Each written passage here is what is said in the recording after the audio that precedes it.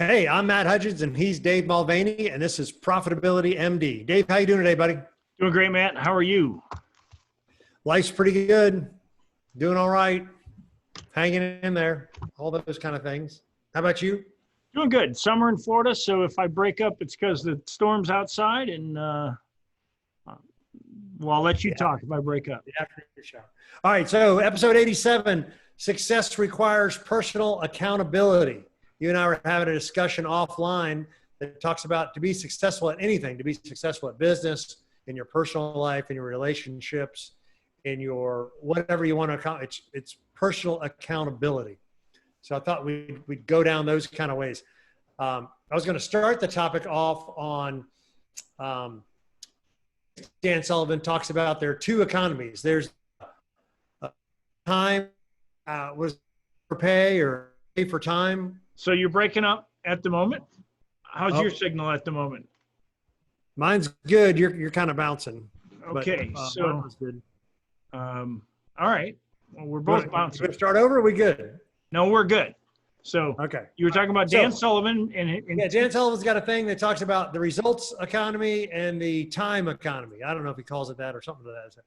And the idea is the time economy is, you know, in order to make more money, you got to work more hours, right? So it's more hours, more money kind of thing.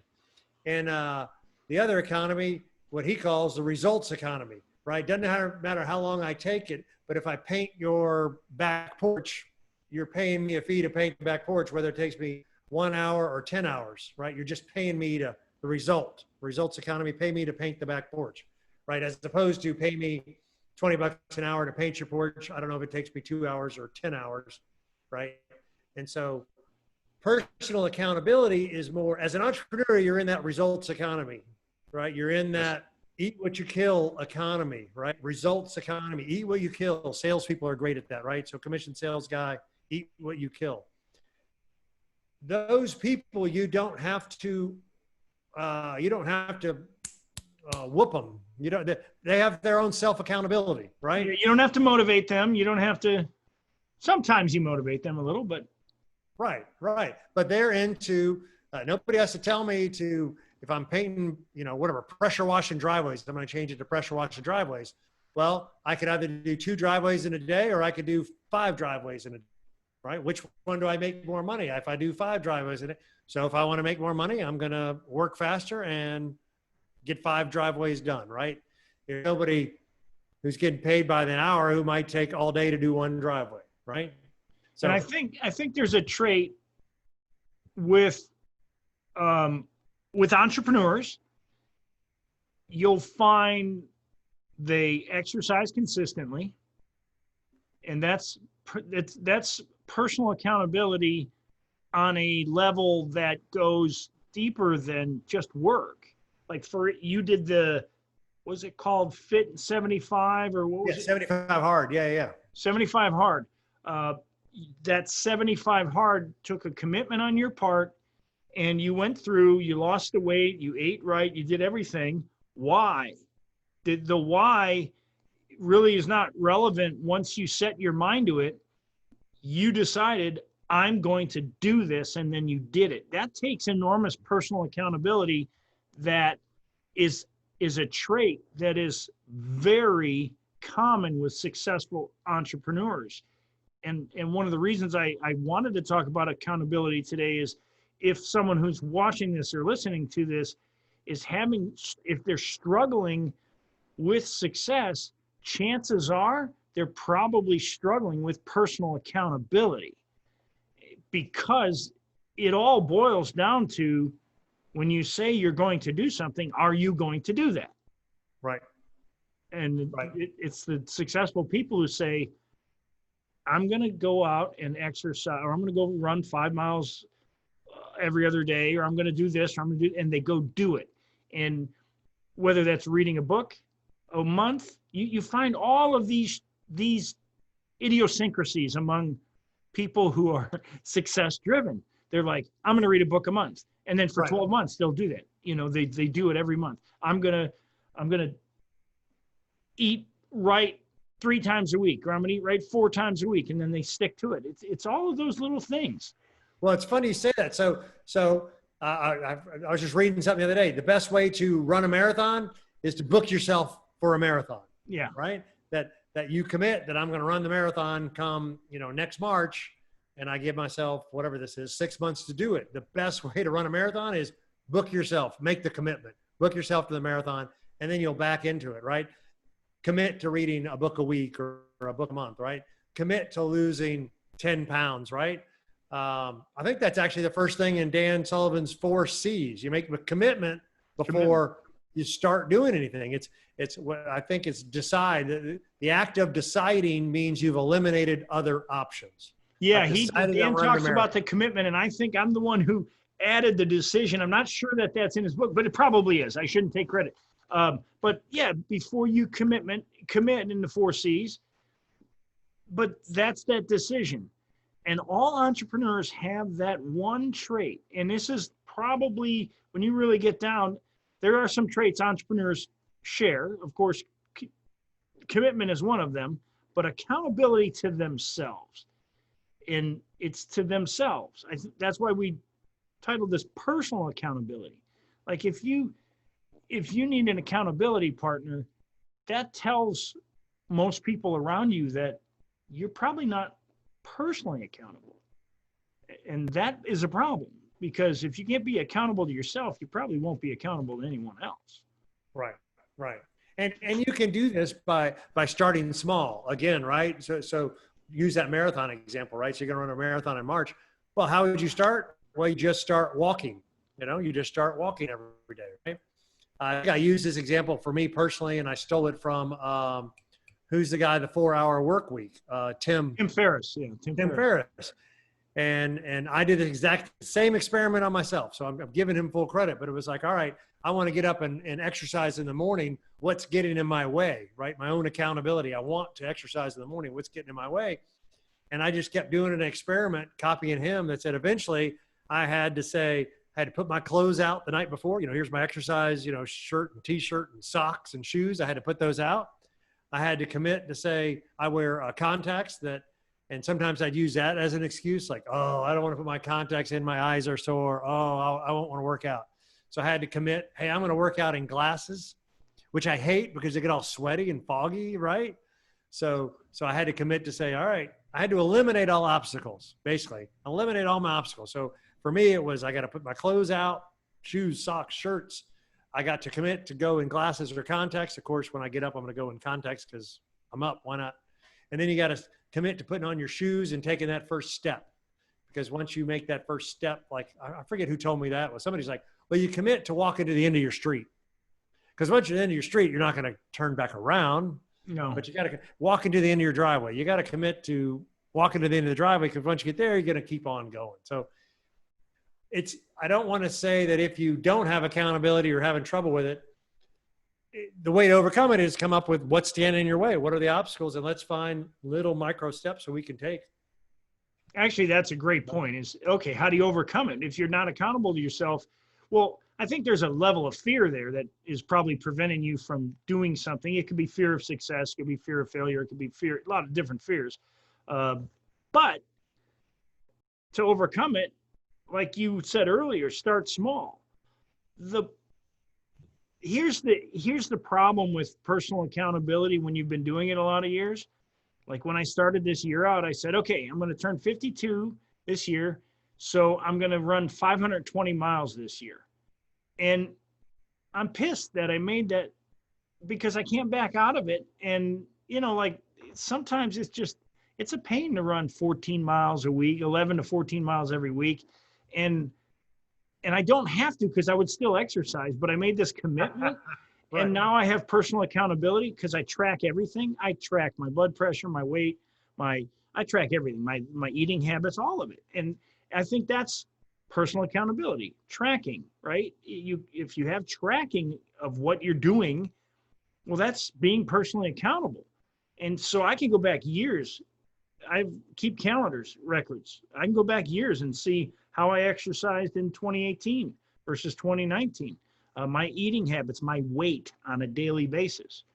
And so the weight thing is a big deal, because you go up a few pounds, and like like I went up like 5 pounds last week, even though I ran 14 miles, I went up 5 pounds. And so I told my wife, I said, okay, Monday, Tuesday, Wednesday, we're going on vacation tomorrow. But I was like, Monday, Tuesday, Wednesday, we are going, I didn't say we, I said, I'm going to, no carbs, no sweets, no wine, no beer, no nothing. I'm going to be really just solid Sunday, Monday, Tuesday, Wednesday, because but that's accountability. Because when you are tracking, you become accountable to yourself. And that's when it moves over into your business and you say, okay, I'm tracking and want to do this, you become accountable. Well, yeah. What is it? I forget that, whatever you measure gets improved, right? Whether it be your weight, they say the best way to lose weight is weigh yourself every day, because now it's in front of you. And they say you actually make better choices. If you put on a pound or two yesterday, you'll make better choices today, because let's say you weigh yourself every morning, because it's right there in front of you. So that which gets measured gets improved. Who said that? Is that a Tony Robbins? No, that's actually like some mathematician guy thing, but we've heard it from a Tony Robbins. I swear we've heard it from Dan Sullivan or Dean Jackson or somebody, that whatever gets measured gets improved, which I believe. And it's actually scientifically proven that, especially that weight one, that was a recent one that I was reading. Back in the 1990s, I bought the Personal Power 2, I think, which was Tony Robbins. It was on cassette, so that at least tells you how many years ago it was. And one of the things that I remember he said in there, if what life is worth living, it's worth recording.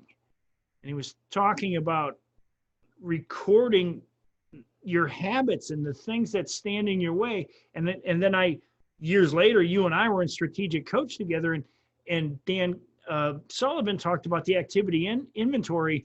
Right. It's almost similar, in way. They're completely different things, but yet you're still recording what you're doing, which is a personal accountability. When you start recording what you're doing on a regular basis, it creates personal accountability. Because like if you record your screen time, like how much time did I spend on Facebook or Twitter or anything else, and you go, wow, I spent 2 hours. That would, unless you're doing it 100% for attracting clients, so you're not spending time reading, you're actually posting and doing, that's different. Well, it's funny, and I can't remember who this was from, right? So personal accountability goes into, I forget where, so I don't know if this was a Tony Robbins or a Dan Sullivan, I don't know, but it talked about you got to take personal responsibility, because that way you can fix it. And so what the saying goes was like, I don't care whose fault it was, right? Whatever the problem is, I don't care whose fault it was. And this is how I live my life. I don't care whose fault it was. What are we going to do about it going forward? And as a matter of fact, I would rather it be my fault, because if it's my fault, then I can change it. I can do something about it. I can have a result, right? So you can use the example. And I remember having this conversation with my daughters when they were a kid, and it's, XYZ, whatever sport. You didn't get picked for the basketball team, the soccer team, you didn't have a good soccer game, or whatever it was. And even if you thought it was the coach's fault, you would rather it be your own fault, because then you could take personal responsibility and there's something you can do about it, right? If it's not your fault, then you're a victim and you can't fix it. You can't do anything about it, right? Oh, the coach didn't do it because he's a jerk. Oh, the coach didn't do it because he favors the other player over me, right? But if you take responsibility and say, no, it was my fault, I need to work harder, I'll have to work on that specific skill or on that specific talent, and then therefore. So same thing when you lose a business, right? You go up, and I always do, if I lose a piece of business, ask, what could we have done better to have a chance to win your business? I know I don't have a chance for yours, Dave, but I'm just talking about help me improve it for the next time, right? And I mean that with all sincerity, in the sense of, what is there anything I could have said or done? I'd rather it be my fault, right? I want you to say, yeah, there's something you could have done or said, and here's what it is. And that way I can incorporate it in my process for the next prospect. Right? See, and then I think that is even what you're saying there is your own defense mechanism, which is actually based in adulthood, I guess you could say. It's really, what you're saying is, I'd rather have it be my fault, because I could do something about it. Because if it's out of my hands, then all I can do is control how I react to it. That's all I can control. Right. When things happen to us all the time in business, COVID happened. Right. We can't, we're not in control. Even if it, some people say it's, even the conspiracy theorists think it's fake. Okay, even if it is, we're still not in control of it. So how we react to it is, well, you and I, we're still accountable. We do our show every week. We're still doing our business. We're finding ways to navigate around a tough business climate. Well, that's personal accountability. The fact that you and I, this is episode 87, we show up every week. Right. Sometimes we're busy. We have things that come up, but we're here every week. Personal accountability. And that's because you could say, I don't need to do that. Or I could say, I don't need to do that. That would be against me personally. And that's personal accountability. I mean, I would be letting you down. You know what I mean? So. Oh yeah. I mean, well, that goes into, again, like, I think it's a great point. You're talking about the personal accountability, and it's the, what's the other saying? I can be a contributor or a complainer, but you can't be both. Right. We talk about, and, no, I don't want to go dead to dead. Well, complain about it. Hang on, you're breaking up. Okay. I don't know if it's my signal or yours. So we talk about complainer or a contributor. So we talk about silly things. You want to go to dinner and you say, no, I don't want to go to dinner over to XYZ restaurant. Well, you can't say that in my house. You got to give me an alternative. Fine. You don't want to go to Outback Steak. Where do you want to go? Right? Because otherwise you're just a complainer. You're not helping the situation. So that's self-accountability in the sense of, you got to come to me with a solution. I was coaching with one of my clients, and he was getting interrupted all the time. People come walking in his office, right? And just asking them questions, right? And so we put in a policy. There's a form that we put together that was, what's the problem?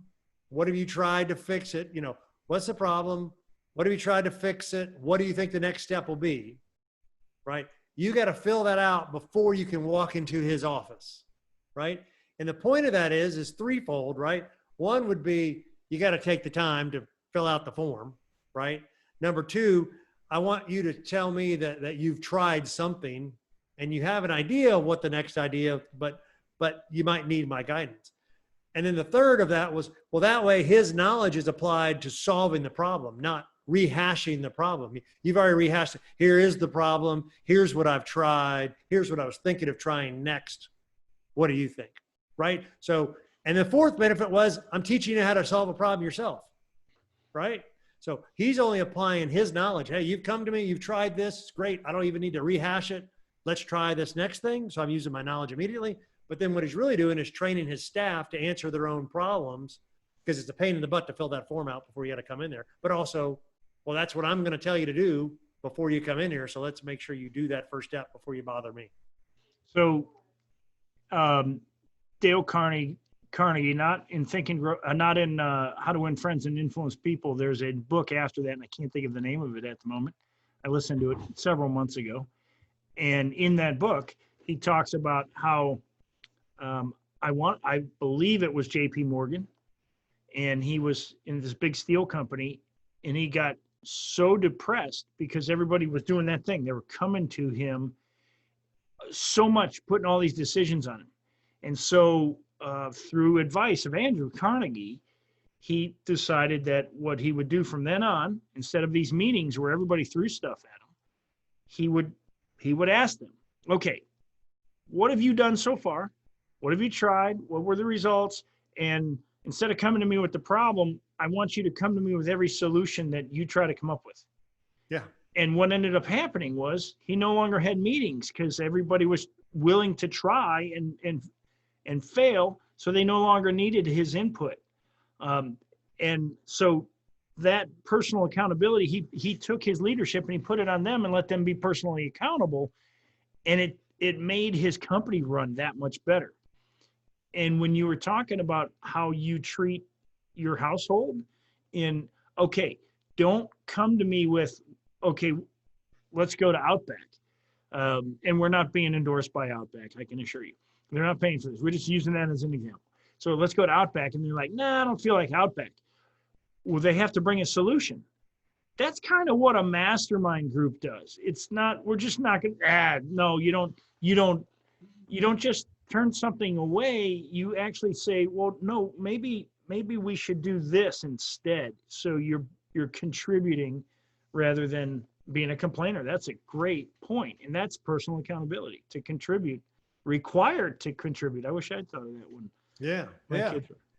We do stuff who was it? I was having a talk with, this was back when I was a kid, right? And worked at the bank. And it was like, I'm not going into my boss and asking for a raise. I'm going to my boss with a reason that that it's a no brainer for him to give me a raise, right? Here are all the things that I've done. Here are all the things that I have contributed. Here's why you should give me a raise, right? Instead, which I had this conversation, I can recall it vividly, we're in our 20s and well, they should just give me a raise because I've been here 5 years, right? Or they should just give me a raise because the company had a great year, right? And just because isn't a good answer, right? That's not very good accountability, right? You have to prove your worth or earn your worth or earn your pay. I don't know what words I'm talking about, but that's what I mean by the accountability, right? Would be, you don't just ask for a raise. You ask for a raise because you told them it'd be a no brainer. Here's all the things I've done. You should give me a raise. You should bring so much value to your employer that whatever you're asking for should be far less than your worth. Yeah, it should be a no brainer. In other words, you should be the type of, like, if you work for a company, you should be so valuable that they would just about pay you anything not to leave. Right. And that's, I think a lot of employees miss that. Not all. I mean, some work their way up through companies that, they keep, I'm just going to keep bringing value, and what ends up happening, they move their way up. Why? Because they stand so far apart from everyone else. Why? Personal accountability. I guarantee you the same type of people, if you looked at their exercise life, personal accountability. If you looked at the way they eat, personal accountability. You look across all of their facets of life, I bet they're enormously personally accountable. Probably a solid marriage. All of those things fall into personal accountability, because when I say a solid marriage, well, all marriages have struggles, but personal accountability holds things together, because you're like, all right, well, maybe I can't, like you said earlier, I can't fix you. Maybe I can work on me. If it's my fault, it's much easier to deal with. Take that into a marriage, and that's a good way to think. If it's my fault, I can do something about it. Oh, well, absolutely. Yeah, we talk about the conversations we have, or, I think I don't forget where this was, what's working, what isn't working, what can we do to improve it, right? So you say your marriage, what's working in the marriage, what isn't working, what can brainstorm ideas to improve it. You could take that with your business, what's working, what isn't, what can we do to improve it? Take that with your physical fitness, what's working, what isn't working, what can I do to improve it, right? To build your own little systems. And that's what I would tell you to do. I would tell you to gain personal accountability, which is a fantastic trait and moves you forward, right? You got to know what you want. Where are you today? Where are you trying to get to? And what are the roadblocks that are in your way, right? And that's all that is, right? Where am I today? What am I trying to get to? What's working? Here's what's working to help me to get there. What isn't working? Those are the roadblocks. And then brainstorm some ideas, some strategies to overcome those obstacles or those interference, however you want to call those. And now you've got a game plan, right? But you could do that right across the board, right? You could say, in my business, what do I need to be working on? I need to be working on marketing, a marketing message. Okay, there's a book I'm reading called The One Thing. The One Thing. The One Thing. And it's by, we should review this one on one of our podcasts. Gary Keller, Keller Williams. Yes, The One Thing. I've read it, and I've gone through it a bunch of times. Yeah, that'd be a great podcast. But the idea is, what's the one thing I can do that would make everything else easier or unnecessary, right? So you can use that question, the one thing, for every topic, right? So what's the exercise? I told you what mine was. What's the one thing I can do to make exercise like a no-brainer? Well, the one thing for me was put my clothes out, my shoes out, my socks out, and commit that I'm going to run in glasses because I hate it. And that was the one thing. Once I started doing that, my excuses melted away, right? What's the one thing you can do to lose weight, right? It might be, like you said, I'm going to cut out wine. I'm going to cut out vodka. I'm going to cut out dessert. Whatever. Well, it also might be, yeah, you're doing the exercise, but you're not losing the weight. Well, you better look at the food, and that's exactly it. You got to personal accountability. What am I eating? When am I eating? That's another thing. Sometimes just when. It's not what.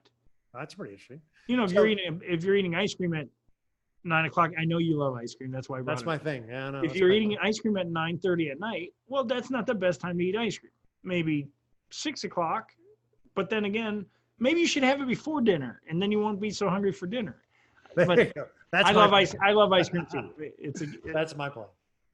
But anyway, it's actually really interesting. So I love where we were going on this, and that was, success begins with personal accountability. That's what successful people have as a trait, right? They're personally accountable both in their business and personal life, right? And you can get that if you don't have it by we talked about making small steps. Where are you, where you want to go? What's standing in the way? What are some strategies to overcome those obstacles, to kind of put together your own little roadmap? And actually, I think it's, I can't remember where this was. This might be, I think in that same book, the one thing, I might be getting confused. It was like the 7 topics of your life and what are the one things you want out of each of those. And it might be financial. It might be money. It might be savings. It might be, business or income. It might be personal health or weight or relationships. But one of them had like a category of 7 or 8, 9 topics. And each one of those, and we've talked about this where I believe in the top 3. So give me the top 3 things that I want for my golf game, right? So my golf's my thing. So I want to be a single digit, and here's the 3 things I want to work on. And I want to do weight and exercise and stay healthy. And here's the 3 things I'm going to do that, right?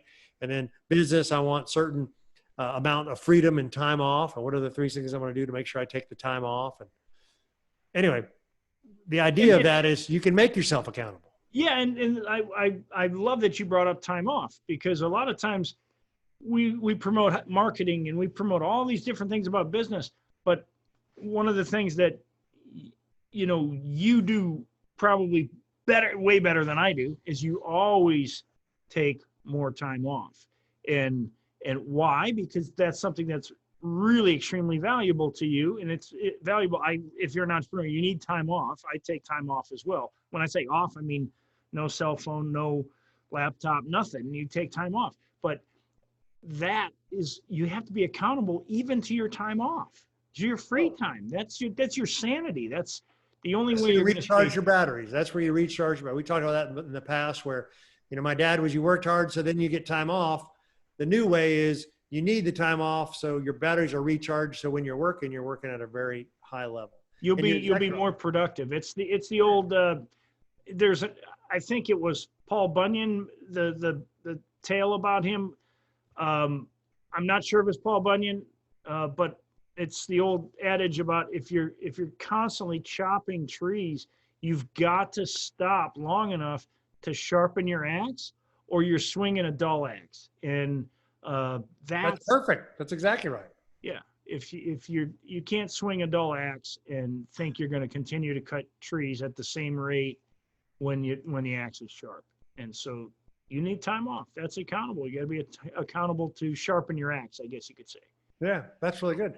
So you're going on vacation. That's going to be some time off. That's you're committing. You're being accountable. Take some time off with your spouse. We're just taking some well-needed downtime, and there's a lot of things that are closed, but still have the beach. We'll have the enjoyable time. We'll do what we're doing in restaurants, all of it. So, I mean, we're in Florida, at least we're not on full shutdown on COVID where we can. That's pretty good. So, all right, this is really good. So episode 87, success requires personal accountability, both in your personal finances, your personal health, your business, your personal income, your personal family requires commitment, requires accountability. You got to be able to do it yourself. You don't want people to have to do it for you. Figure out what those obstacles are and how to overcome them. And we talked about how I have to put out my exercise stuff the night before to make it easy Talked about how you just make it into the driveway and then you'll be committed to your exercise because you're already started, right? But these are the kind of things we talk about in our mastermind group. These are the kind of things that we talk about. We're not there to be accountability coaches. We're there to you to become accountable to yourself, right? By using the common knowledge of the group itself, right? Yeah, and the group shares that knowledge. There's no way you could get that in any other environment. The group elevate, like they say, the rising tide elevates all boats. It's the same thing in a mastermind. If you got a mastermind where you have personally accountable people working together, when I say working together, not at the same goals, completely different goals, but listening to each other and saying, okay, well, I see it like this. How do you see it? I see it like this. Committed to helping each other. That was a good one. Committed to helping each other. Yeah. So you can find us on profitabilitymd.com, profitabilitymd.com. We're on the YouTube channel, Profitability MD. We've got the podcast here, Profitability MD, wherever your podcasts are found. You want to apply to our mastermind group, it's Matt at profitabilitymd.com, Dave at profitabilitymd.com.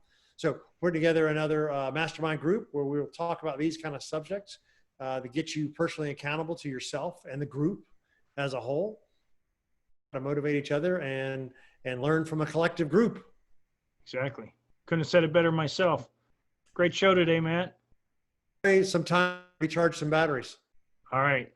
We'll see you. Take care.